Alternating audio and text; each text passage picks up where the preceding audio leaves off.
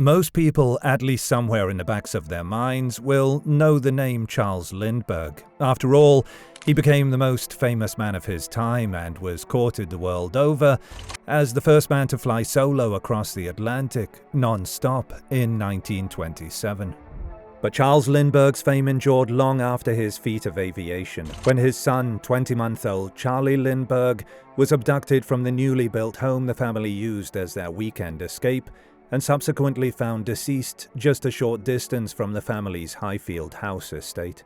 When we first examined this case, we, like many other people, agreed that Charles Lindbergh was probably responsible for his son's death. His cruel pranks, when he hid his baby son in a closet for hours and pretended he'd been abducted, for example, and his insistence that the boy be put to bed at 8 p.m.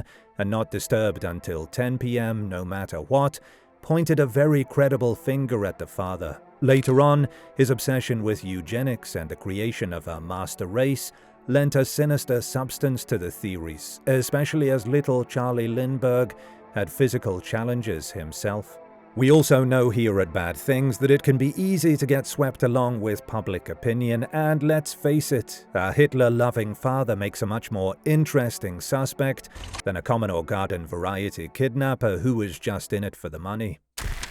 It's a case which has fascinated true crime fans everywhere, even now more than 90 years later. With renewed interest in what happened to the toddler and calls for DNA from the crime scene to be examined, we felt it was time here at Bad Things to look again at some of the theories and evidence and decide whether we believe the right man was in fact sentenced to death, and if so, did he act alone, or did the famous aviator have a hand in his son's untimely demise too?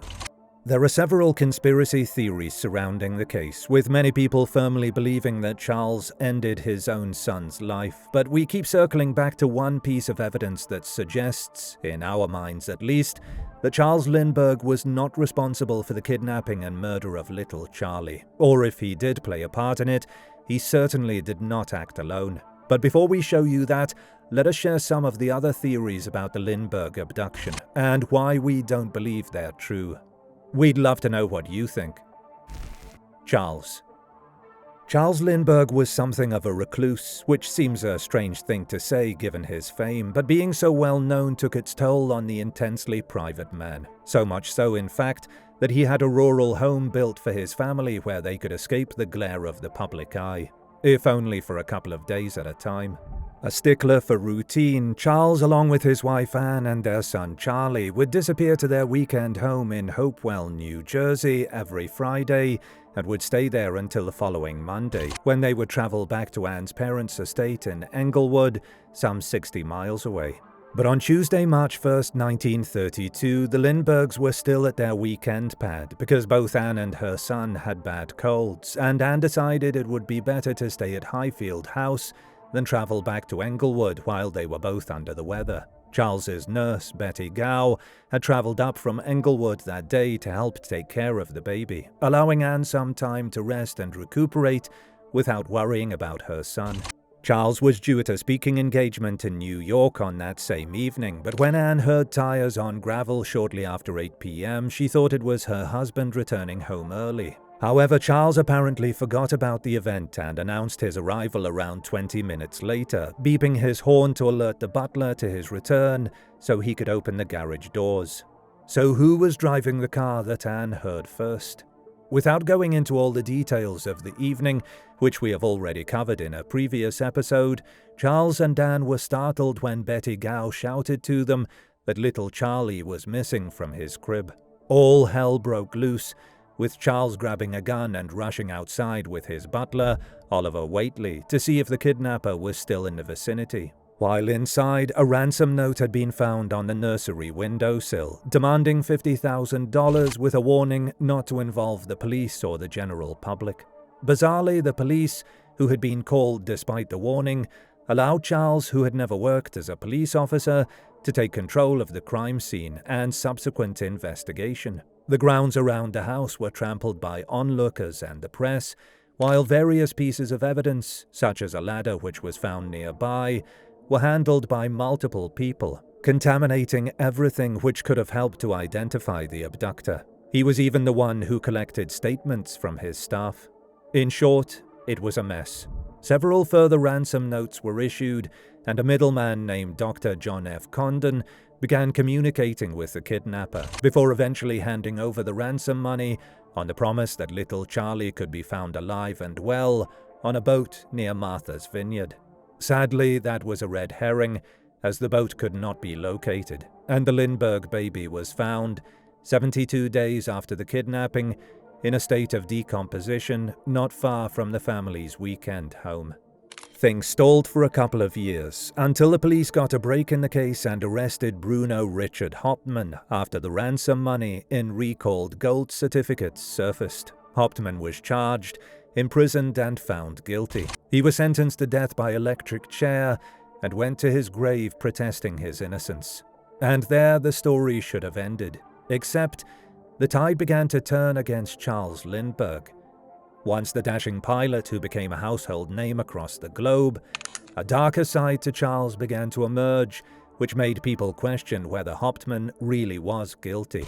Once beloved by the American people and an icon to anyone with a dream, Charles Lindbergh's fall from grace was spectacular and made those who had previously idolized him wonder if, in fact, he had killed his toddler himself. The theories. It soon emerged that Charles Lindbergh was a firm proponent of eugenics. It is largely believed that young Charles had some health issues. He was allegedly born with rickets, which made his toes overlap. It was also reported that he had an abnormally large head. This, according to the media, is why Lindbergh kept his son out of the public eye. Not to protect him from scrutiny, but to save himself from the embarrassment of having what he perceived as an imperfect son. Ironically, given his own beliefs about perfections, or rather imperfections, Lindbergh himself had hammer toes on one foot. Charles was working alongside fellow eugenicist Alexis Carrel, who was awarded the Nobel Prize in Physiology or Medicine for his pioneering work on vascular suturing. The pair shared the belief that the unfit should be eliminated through selective breeding. In the years following his son's passing, Charles became extremely outspoken about his extreme white supremacist views and his desire for a master race. He was also a staunch supporter and admirer of Adolf Hitler and the Nazi movement in general, and was even awarded the Service Cross of the German Eagle, a swastika-bearing medal which was issued on behalf of the German dictator himself. So, given his extreme and disturbing views, it was believed by some that Charles had offered up his son for experimentation due to his imperfections, and that little Charlie Lindbergh had died on the operating table. A kidnapping would be the perfect cover-up, as the crime was rife in the 1930s. So rife, in fact, that in 1932 alone, there were around 3,000 kidnappings, so it seems likely that Charles would have been believed if that was his story. However, the toddler was in the Hopewell home just an hour or two before Betty Gow discovered he had disappeared. In fact, she had gone into his room to rub ointment on his chest at around 7:30 p.m., and he was thought to have been abducted between 8:30 and 9:30 p.m. So when could Charles have removed his son from the nursery? Anne was said to be deeply devoted to her son, so it's wholly implausible that both she and Nurse Gow would have covered up for Charles if he did, in fact, take the child and experiment on him. And if they didn't know, that 1 or 2 hour window doesn't seem long enough for the boy to have been removed from the house, experimented on, and then died, especially when you consider that Lindbergh arrived home at around 8:20 p.m. The little boy's body was cremated the day after he was found, at Charles Lindbergh's insistence. Many theorists speculated that this was done to avoid any more evidence being found, but there is another reason that just feels more fitting. A particularly ghoulish photographer managed to get into the morgue and take photographs of the baby's ravaged, decomposed body. He then sold them in New York and New Jersey as postcards and souvenirs to those with a gruesome fascination for the case. Not wanting his son to be used in this horrific way, Charles ordered his immediate cremation. Another theory is that the child's death was an accident as a result of a prank gone wrong. Charles was known for his cruel jokes, once even swapping a friend's drinking water with kerosene, which ended with the fellow pilot being hospitalized in a critical condition. And it wasn't just friends who bore the brunt of Charles's pranks. He had previously taken his son and locked him in a closet for several hours, just to make his wife and son's nurse believe he had been abducted. So it was easy for people to believe that he had done it again, albeit with a different, tragic ending. Charles, though, had been out of the house all day, and Charlie had been seen, played with, cuddled, and fed throughout the day and early evening. Could he have taken his son that evening? In theory, sure. Maybe Charles did park his car around 8 p.m., climb the ladder, take his son, and hide him, before beeping his horn to alert the butler at 8:20 p.m., suggesting he'd only just arrived home. But again, the timeline just doesn't comfortably fit. Nurse Gao saw Charlie at around 7:30 p.m., and Charles arrived at 8:20 p.m. Was that 50 minutes enough time to enter the bedroom via a ladder, remove the baby from his crib, attempt to climb back down the ladder, drop the baby, realize he's passed, and then dispose of the body before returning to his car, beeping the horn, and entering the house? Furthermore, could a father really act as though nothing had happened mere minutes after killing his own child? If Charles was responsible for the tires on gravel sound heard by Anne at 8 p.m., that gave him just 20 minutes to do it and compose himself before entering at 8:20 p.m.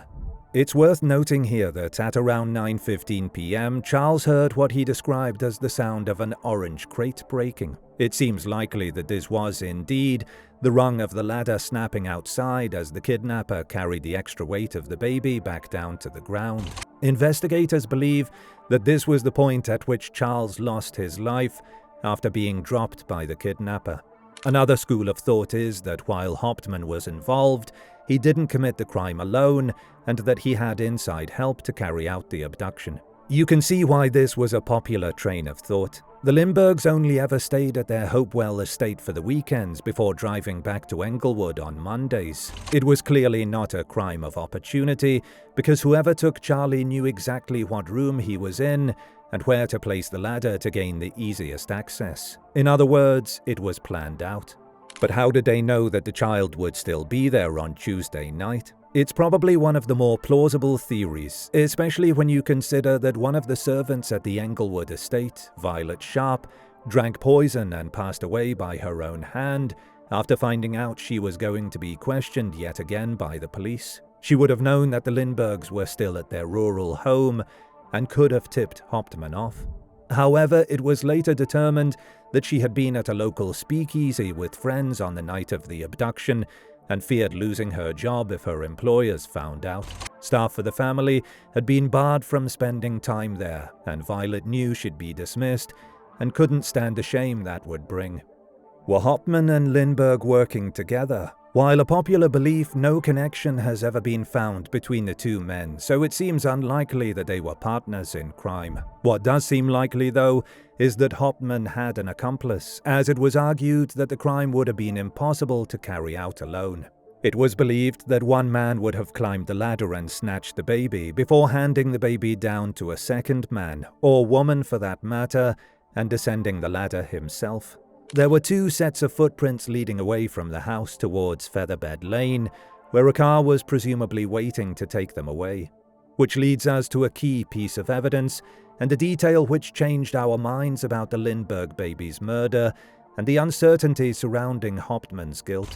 The ladder, while fairly basic, would have needed some carpentry skills to ensure it worked adequately. It had been made in 3 parts, presumably for ease of transport, which fitted together to create one long enough to reach the bedroom window. And guess what Bruno Hauptmann's job was before he quit at the time of the kidnapping, presumably because he had $50,000 to play with? He was a carpenter. Still, that's not enough on its own to definitively say whether he was guilty or not, and most of the evidence against him was circumstantial. There were no fingerprints on the ladder, so he couldn't be tied to it that way. But when police searched his house, they discovered that a piece of wood had been cut from one of the floorboards in Hauptmann's attic, and when compared to the wood in the ladder, it was found to be an exact match. Not just the type of wood, but the grain patterns, nail holes, and even the growth rings. When placed together, The ladder wood and the floorboard were a perfect match, like pieces of a jigsaw puzzle. The ladder also showed patterns which matched a handheld wood plane owned by Hauptmann. Other evidence could be explained away. John Condon's phone number on Hauptmann's closet door, according to Hauptmann, was scribbled down after he read it in the local newspaper because he himself was fascinated by the case. Do you think that's a bit far-fetched? It could be, but it's not outside the realm of possibility. Look at you and us, we're all fascinated with true crime, so why not Bruno Hauptmann? Likewise, the ransom money which was found in Hauptmann's possession could, as he claimed, have come from his friend, Isidor Fisch, who had left it in his care before traveling to his native Germany. When Fisch unexpectedly died, Hauptmann had decided to keep the money for himself in lieu of monies owed to him by the now deceased man. But the fact that the ladder contained wood that had definitely been cut from a floorboard in Hauptmann's own attic is the one detail which, to us, shows that he was guilty of the abduction and murder of little Charlie Lindbergh. It seems likely that he didn't act alone, but until the evidence is released for modern DNA testing, a request that, at present, has been denied, Hauptmann's possible accomplices will probably never come to light. If you're familiar with the case which was dubbed the crime of the century, we'd love to know what you think. Do you believe Hauptmann was guilty?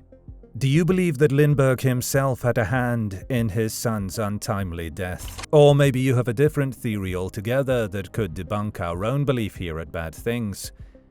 Until next time, take care.